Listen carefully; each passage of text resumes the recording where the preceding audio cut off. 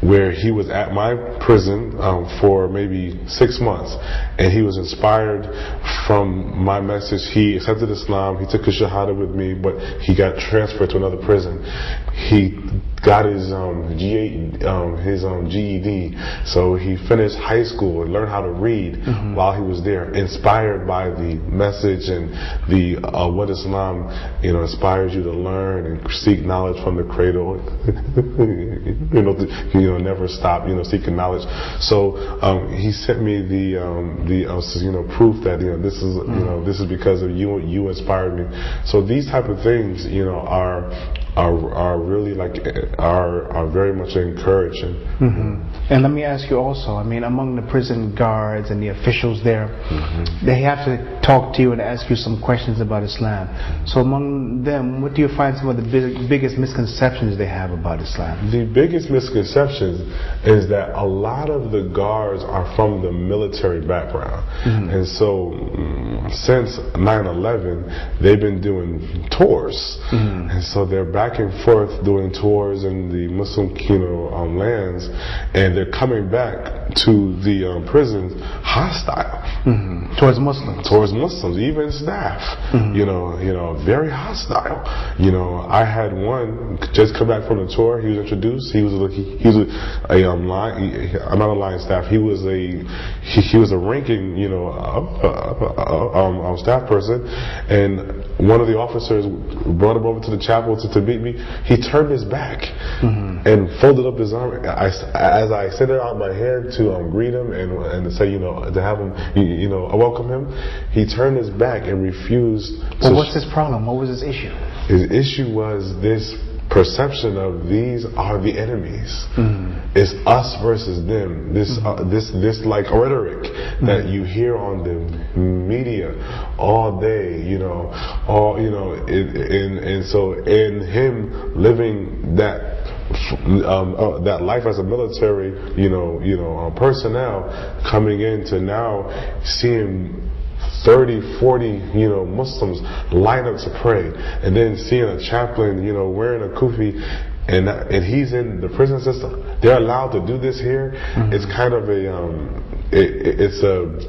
there's a break, for them that Islam is really a part of the social fabric of the American context. It's being so juxtaposed, that this is the American life and they hate our lifestyle. They dislike our freedom. This is the kind of the angle that's being, pushed on. But I'm an American and I'm a Muslim. And so as I dialogue and I go around and I talk to staff,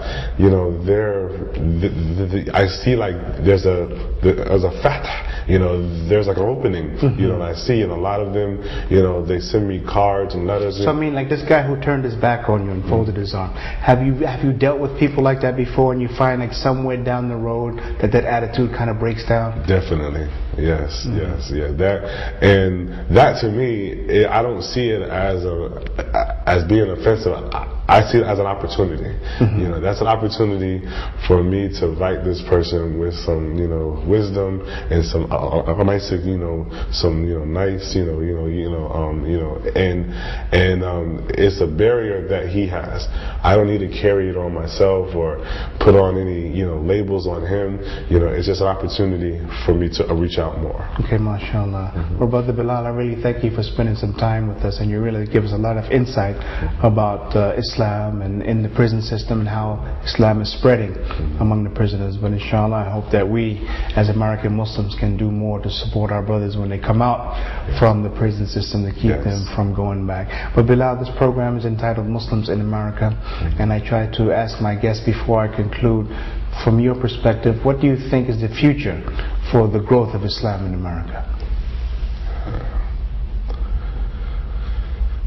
The future for the growth of Islam in America is building the institutions that will support the needs of the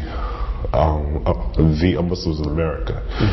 the future of the growth in America is that the foreign population of Muslims who are now find America as their home, and the indigenous Muslims who were brought over here in ships, they have to come together and unite, not in any political way, but in a moral and an ethical way, and unite in building these institutions that will support the prisoners to come home.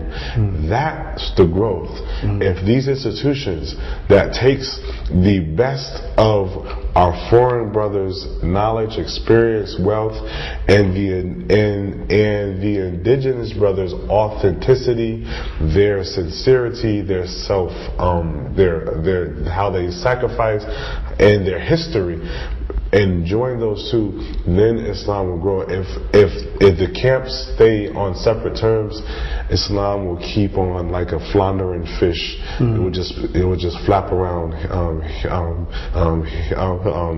here in America. But I'm very, very hopeful that I see a lot of these signs are happening across like the United States, California, right here in Harvard. This is what is happening. It's happening more and more each day as the next wave of Muslims are growing up, and they're sharing bread, they're breaking bread, they're going to the colleges, they are experiencing the different life. This next wave of Muslims who are growing up in America are more like inclined to build on that growth. Okay, Brother Bilal, again, Jazakallah khairan. Thank you very much for your time, and I hope that our viewers got a little insight into what life is like for Muslims in America. And I invite you to join me as I continue my journey around this country to introduce you to the Muslims in America. Assalamu alaikum wa rahmatullahi wa barakatuh. On mountains of Mecca, bear witness that to the oneness of Allah do I testify. For all that He's given me, how can I deny? My purpose in life should be only to cry. La ilaha illallah, Muhammadur Rasulullah. There is no God but Allah. Muhammad is His messenger. La ilaha illallah, Muhammadur Rasulullah. There is no God but Allah. Muhammad is His messenger.